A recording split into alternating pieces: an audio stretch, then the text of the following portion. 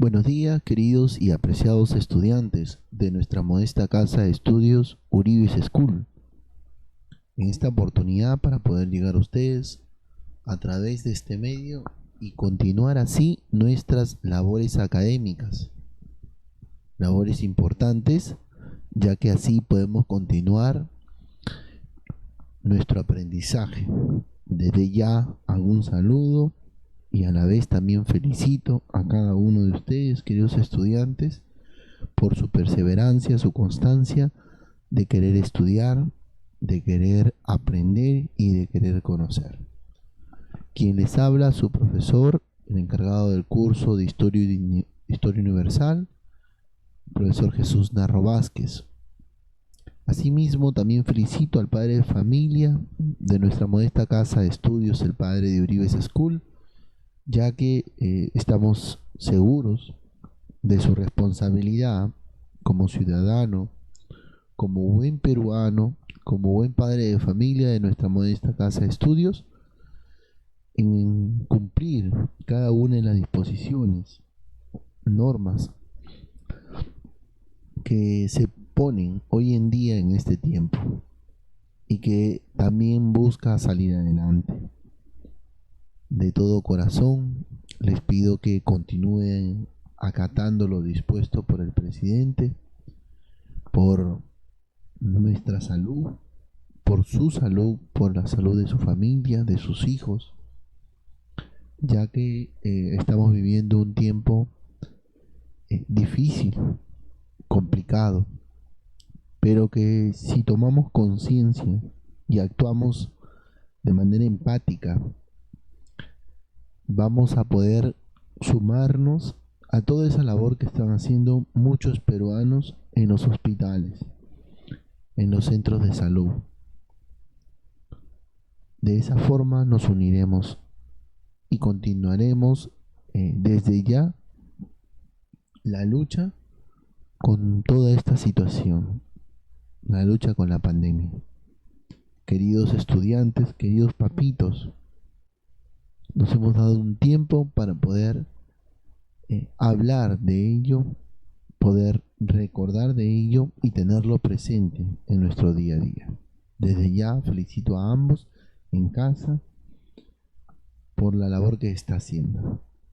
Queridos estudiantes, retomamos y nos volvemos a encaminar en un nuevo mes, el mes de agosto, con un nuevo valor, con un nuevo trabajo.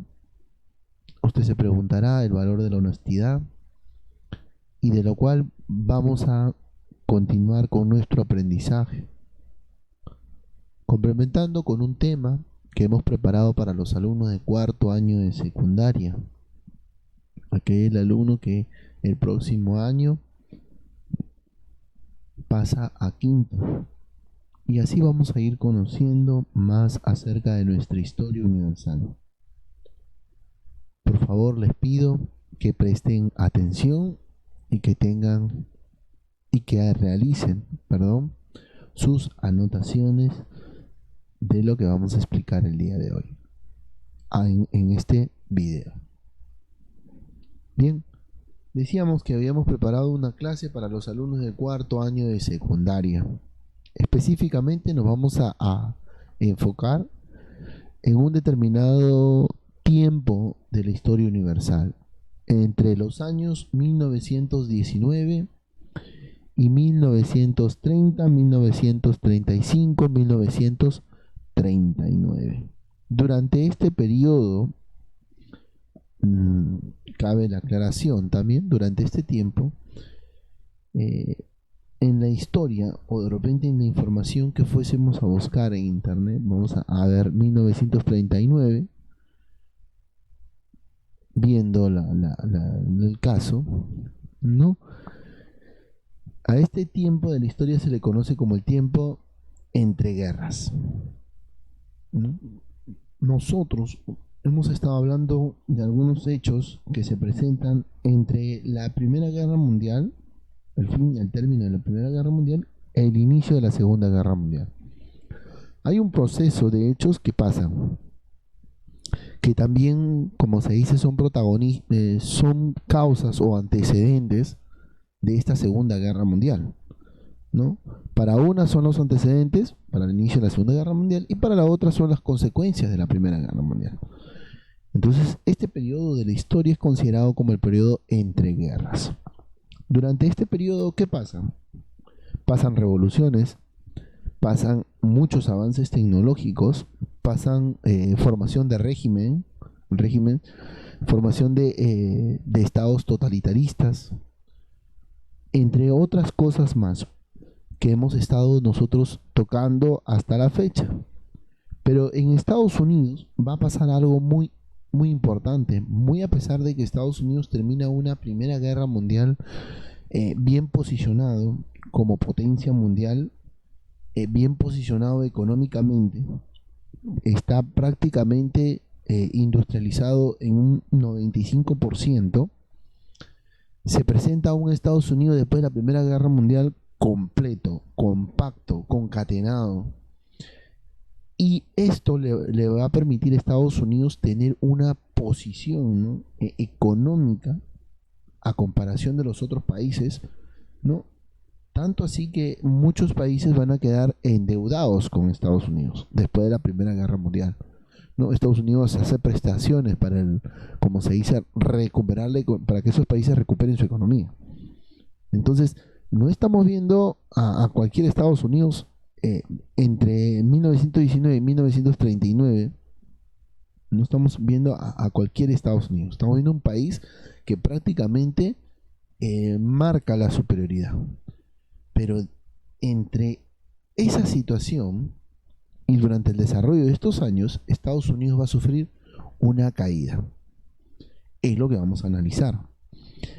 ¿Está bien? Entonces le pido que me preste mucha atención y te vamos a desarrollar la casa. Decíamos que hablábamos de ese periodo de entreguerras y le aclarábamos ahí entre 1919 y 1939. Durante ese periodo nosotros hemos estado hablando acerca de la Revolución Rusa, ¿no?, la formación de la URSS y el empoderamiento de Stalin en Rusia a la muerte de Lenin. También hemos hablado de la formación del fascismo italiano, el nazismo en Alemania, y así y el estalinismo como gobiernos totalitaristas o estados totalitaristas. Entonces, estamos viendo el nacimiento, por un lado, de la URSS, del Tercer Reich en Alemania, del fascismo en Italia, y nos faltaría complementar, ver la realidad de Estados Unidos en este tiempo, ¿no? Y como les decía yo hace un ratito, va a haber un tiempo de bonanza, un tiempo de prosperidad, ¿no? A ese tiempo de 10 años o de 20 años, como lo conoce la historia, ¿no?, a un Estados Unidos felices, los felices años 20, que lo llaman así, ¿no? 1920, 21, 22, 23, en adelante, que va a ser un periodo de 10 años que Estados Unidos va a vivir ese tiempo de bonanza hasta la llegada de una situación difícil que le va a costar a Estados Unidos, como se dice, recuperarse, y va a influenciar mucho el liderazgo de su presidente, ¿no? Roosevelt, al asumir la presidencia, va a plantear muchas estrategias, que es lo que se espera y lo que se quiso para Estados Unidos, y se aplicó y fue de gran ayuda, ¿no? Entonces, dentro de ese marco, de ese tema, vamos a tener la caída del crack este día 24 de octubre de 1929. Prácticamente la situación se le va a poner bien difícil a Estados Unidos a raíz de la sobreproducción, ¿no? Porque ya tenemos a un Estados Unidos industrializado y prácticamente la bolsa de valores, donde prácticamente se empezó a centrar la economía, por así decirlo, mundial, ya que hay países que prácticamente estaban endeudados con Estados Unidos. La bolsa de valores, al no tener prácticamente compradores, muchas acciones van a bajarse por los suelos y la bolsa de valores va a caer en Estados Unidos. La economía se va al suelo y va a generar eh, cier- cierta situación económica difícil para Estados Unidos y va a surgir un nuevo, ¿no? El nuevo dial, ¿no? El nuevo dial, la nueva estrategia económica que va a plantear Roosevelt para la solución de esta situación económica. Entonces estamos viendo un panorama de temas que hemos venido hablando, ¿no? Hasta antes del inicio de esta Segunda Guerra Mundial, ¿no? Entonces, cabe la redundancia resaltar que este periodo es considerado en la historia como el periodo de entreguerras, ¿no? Que se extiende desde el final de la Primera Guerra Mundial hasta el inicio de la Segunda Guerra Mundial.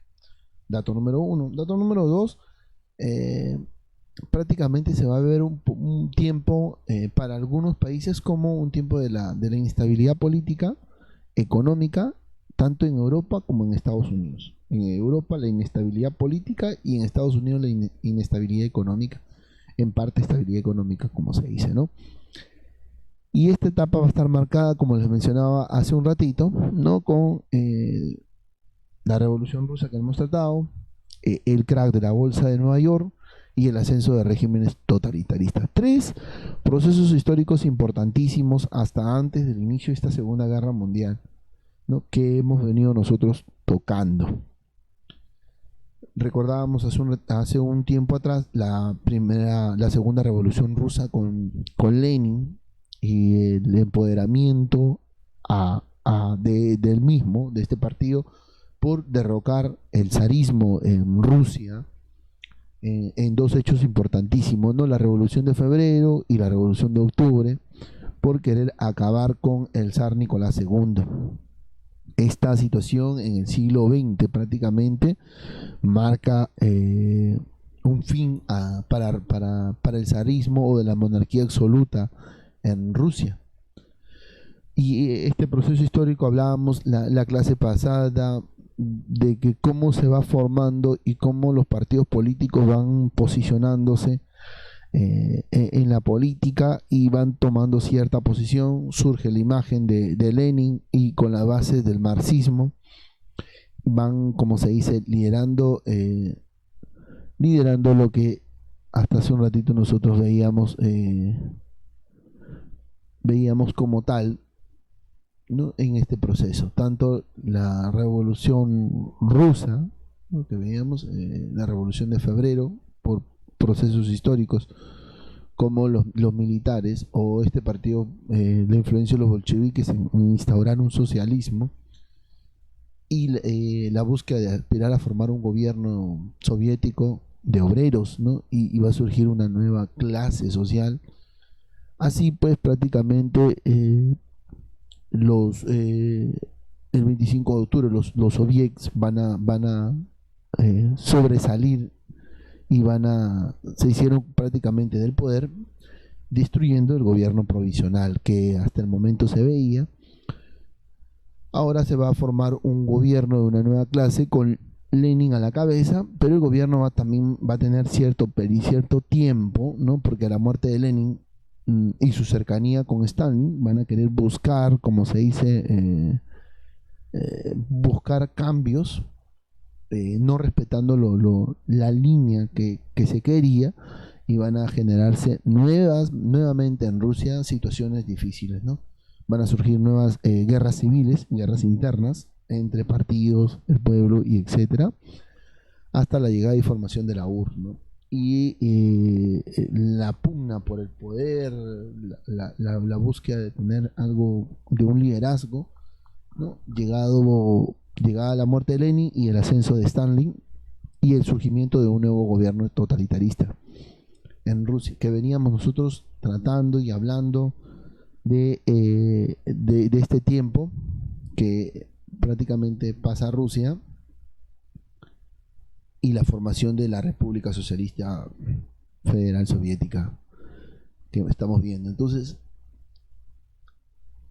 vamos a ver un tiempo en Europa de inestabilidad política, la formación de estados totalitaristas, estados que prácticamente se están formando, ahí va a subir el ascenso del fascismo, ¿no? La formación del estalinismo y la formación del nazismo, el surgimiento de este tercer Reich en Alemania. Entonces, está claro lo que se marca tanto para los países de Europa como para los países, para Estados Unidos, bien marcado este proceso, esta situación entre el término de una guerra y el inicio de la otra, que es lo que vamos a hablar. Nos vamos a enfocar en esta parte de la historia netamente con Estados Unidos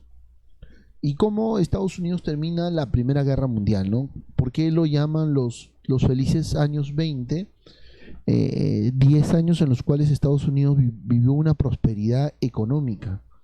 Esta prosperidad económica le va a permitir a Estados Unidos posicionarse, un punto número uno. Recuerden ustedes que tenemos a un Estados Unidos ya industrializado, número dos. Entonces ya no, perdón, a lo contrario va a empezar a haber una producción en masa, ¿no? Va a empezar una superproducción. Y eso se va a presentar este panorama, ¿no? ¿Cómo se presenta Estados Unidos en estos años? Va a haber una distribución de la producción industrial del mundo en 1929, ¿no? Estados Unidos se posiciona como uno de los países industrializados de rango, por así decirlo, de rango. Eso le va a permitir una prosperidad económica, considerada como la prosperidad americana, y a la vez también le va a dar una situación porque va a haber una superproducción todavía. Va a producir y va a tener, como se dice, reservas a gran escala. Eso le va a dar, va a ser, como se dice, su talón de Aquiles. Profesor, pero la producción le va a permitir, como se dice, incursionar en nuevos mercados. Sí, pero para la época era un bien y a la vez también era un mal, ¿no? Porque recuerden ustedes que para plantear un sistema de mercado tendría que haber una estrategia y eso era lo que faltaba, ¿no? Había una superproducción, pero faltaba una estrategia de cómo sacar ese producto al mercado y eso le va a generar cierta situación. Como se dice, el resultado de esta situación o de lo que se vive en Estados Unidos en este tiempo entre guerras de 1919 y 1939 tiene sus antecedentes en la Primera Guerra Mundial. Después de la Primera Guerra Mundial, el más beneficiado es Estados Unidos, ¿no? Se había convertido muy a pesar de la potencia mundial, económicamente había quedado bien parado. La producción agrícola era muy elevada. Recuerden ustedes que hasta antes de esta fecha la base de la economía era la producción agrícola, la agricultura. Y en la parte industrial representaba el 44,8% de la producción mundial. Imagínense, miren, ser un país con una producción del 44,8% de producción mundial quiere decir que Estados Unidos está dentro de lo que es el planeta como una potencia clara, marcada. A esto se sumaba que muchos países de Europa estaban endeudados con Estados Unidos como consecuencia de los préstamos después de esta Primera Guerra Mundial. Entonces, prácticamente estamos viendo a un país fuera de toda realidad en este tiempo, como se dice. Entonces, eso nos va a dejar a nosotros tener una idea clara de cómo se presenta Estados Unidos en lo que es entre los países industriales, ¿no? Marcado y claro dentro de lo que es la división del pastel, ¿no? A comparación de la URSS, a comparación de Francia, de Gran Bretaña y Alemania, y la sumatoria con otros países, Estados Unidos tiene un control y un dominio total, ¿no? Casi, casi como lo tuvo Gran Bretaña en su determinado tiempo cuando se da una de las primeras revoluciones industriales, ¿no? Casi prácticamente tuvo el control y el dominio en la primera, en esta primera revolución industrial, ¿no? Entonces tenemos a un Estados Unidos posicionado y marcado dentro del proceso económico. Un punto muy importante también es que durante este tiempo se va a vivir una prosperidad, la prosperidad americana, los 10 años, como se dice, posteriores de la guerra, que es conocido este tiempo como la prosperidad, y la consolidación también de una vida de consumo, ¿no? Entonces, estamos viendo un tiempo después de 1919, donde va a haber, como se dice, bien, ¿no? Tranquilos, los estadounidenses van a estar bien posicionados. Y como se dice, ¿no? Recuerden ustedes que cuando la economía está bien y las cosas van bien y los años pasan rápido, esos 10 años pasaron rapidísimo. Y durante esos 10 años, la expansión de Estados Unidos se basó en una profunda transformación en el proceso de la producción de bienes. A eso va a surgir las innovaciones técnicas que se van a ir dando. Y van a surgir eh, formas o tipos de manejo de economía, ¿no? Como que es el Taylorismo y el Fordismo, ¿no? El Taylorismo prácticamente a Frederick Taylor, que propone a él, que es una organización semi-industrial, ¿no?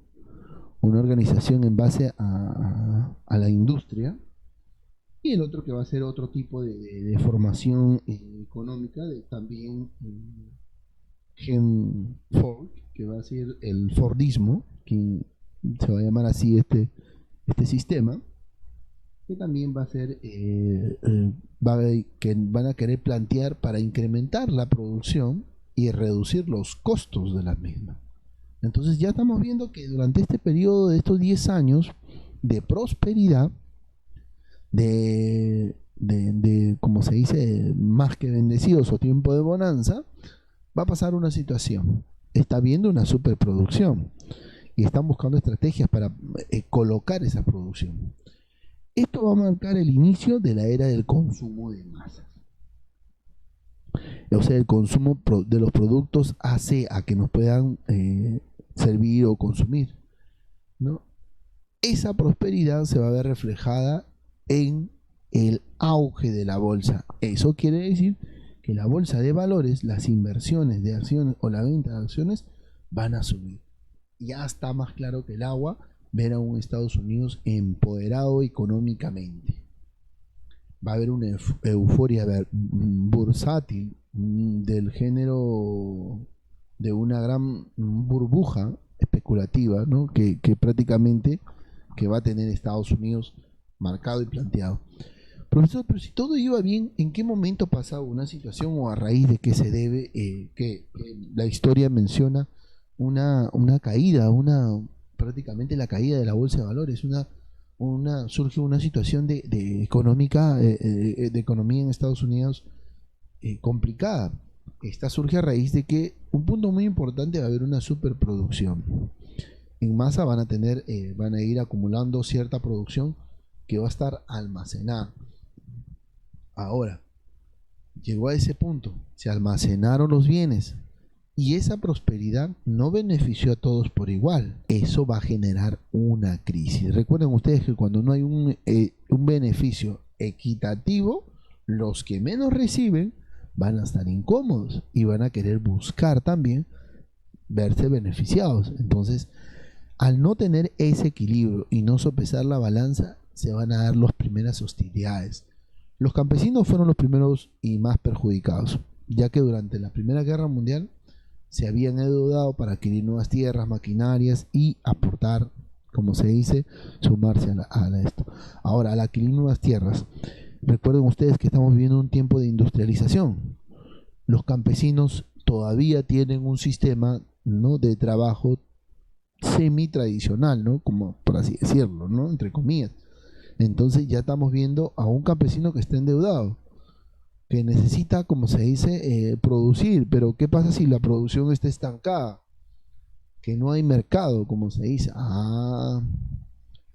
Como se dice, se suscitan los primeros conflictos, las exportaciones disminuyen y, como les decía, y el mercado americano no podía absorber toda la producción. Aquí empezó el dilema. Aquí tenemos, como se dice, el causante y el detonante. ante el aumento de la oferta, ¿no? Los stocks se acumularon, los precios van a bajar, ¿no? Porque tienen una superproducción, no hay una exportación, tienen que vender y si no compran, la única solución es bajar los precios para que empiecen a ver la compra del mismo. Pero la economía se está manejando internamente. Ahora los campesinos no pudieron devolver los préstamos y eso va a generar ciertas situaciones difíciles, ¿no? En la industria ocurrió un fenómeno similar, parecido. Entonces estamos viendo a un Estados Unidos que está pasando una serie, se está presentando que va de menos a más, una situación económica complicada y difícil para el tiempo que está pasando. Después de 10 años vivir una prosperidad y empezar a tener una situación como esta le va a costar. Y sí, cómo no, le costó. Así va a suceder prácticamente la caída del crack, ¿no? La bolsa de valores y el surgimiento de la Gran Depresión.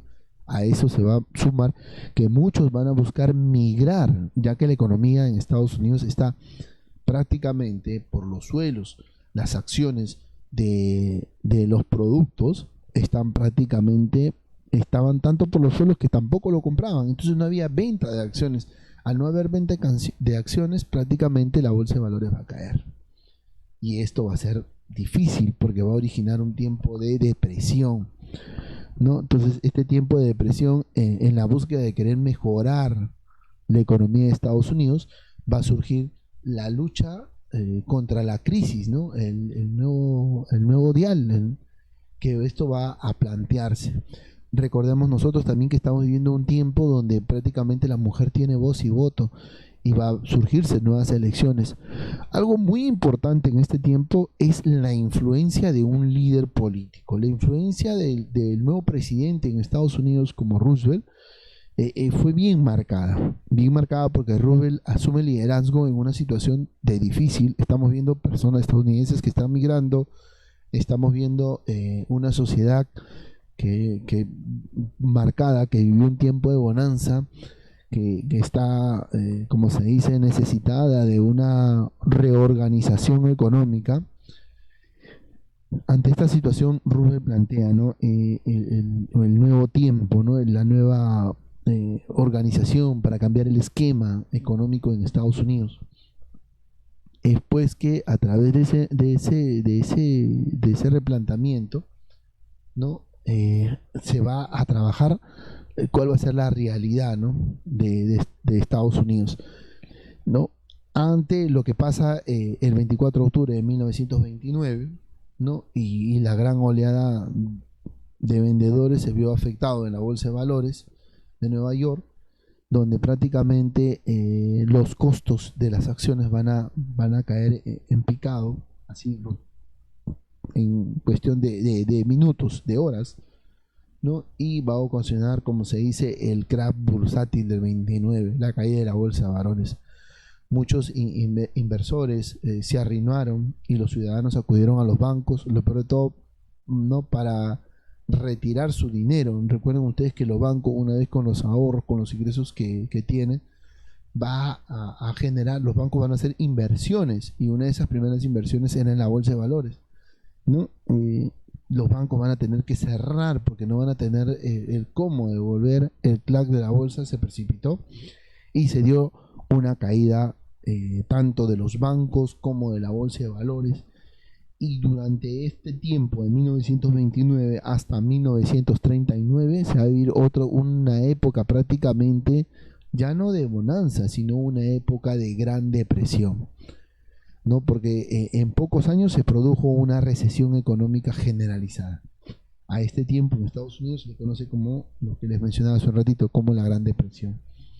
El consumo disminuyó y muchas fábricas se vieron forzadas a cerrar. Esta es la situación que está presentando Estados Unidos, ¿no? Con una crisis al resto del mundo. Entonces, esta crisis, recuerden ustedes que Estados Unidos prestó dinero. Esa misma crisis, aquellos que prestó lo va a tener que compartir. Entonces, esta crisis se va a extender en el mundo entero. ya que Estados Unidos es un país industrializado, prácticamente posicionado con el 44,8% de la producción de la industria, prácticamente posicionado. Entonces esto se va a hacer común y muchos países van a tener esa información de Estados Unidos. Tenemos el esquema, ¿no? Marcadito ahí como ustedes lo pueden ver, de las causas de la caída del crack, el desequilibrio, el aumento, la inflación, la dependencia económica para algunos países, la especulación, cómo se presenta este esquema importante que lo tengan claro, que lo estamos poniendo ahí en sus pantallas, cómo se presenta esta situación de Estados Unidos en este tiempo, 1919 y 1939. Pero es a partir de 1929 donde se da toda esta situación hasta antes del inicio de la Segunda Guerra Mundial. La lucha contra la crisis fue planteada y, como les decía, en 1932 Roosevelt gana las elecciones, ¿no? Entonces propone y garantiza, como se dice, un programa para favorecer a la recuperación económica del país. A esa propuesta se le llamó el Nuevo Deal, que defendía la inversión del Estado para reactivar la economía. ¿Qué medidas tomó Roosevelt? Las medidas económicas que se pusieron fueron prácticamente la ayuda a las empresas, la destrucción de los stocks agrícolas acumulados, o sea que ya no deberían tener nada acumulado. Recuerden ustedes que al no ver un mercado externo, prácticamente la acumulación va a ser inmensa. El Estado establece un control sobre los bancos y van a suscitarse reformas sociales, ¿no? Se impulsó un gran plan de obras públicas, ¿no? Entre algunas políticas de apoyo a precios agrícolas, prácticamente de ayuda al campesino, y se va a relanzar la economía estadounidense, ¿no? Como en 10 años, o como en estos 3 primeros años de esos 10 después de 1929, hay todo un cambio total, ¿no? Prácticamente hay un trazo, un camino que seguir para la mejora económica, ¿no? Increíble la influencia de Roosevelt como presidente y cómo encamina a las mejoras económicas, importantísimas, ¿no? Como ejemplo para otros países. Entonces, este tiempo de gran depresión, de esto después de los 10 años de bonanza, está marcado en este esquemita que se ha planteado para ustedes también, queridos alumnos. Es necesario que lo tengan, ¿no? Claro, que ustedes lo puedan plasmar y que explica prácticamente estos dos procesos, ¿no? Cómo se presenta Estados Unidos en este tiempo. Ya recuperado prácticamente en 1929 a 1939, prácticamente Estados Unidos ya está posicionado y ya no se presenta para los otros países europeos como una superpotencia, pero con crisis, no, ya recuperada, fortalecida, con nuevas ideas, nuevos proyectos, y recuperada rápidamente también. Bueno, chicos, hemos llegado a esta parte final de nuestra clase. Espero que haya sido de su agrado. Ya nos estaremos viendo en la próxima clase o en el próximo video, ¿sí? Y vamos hasta aquí.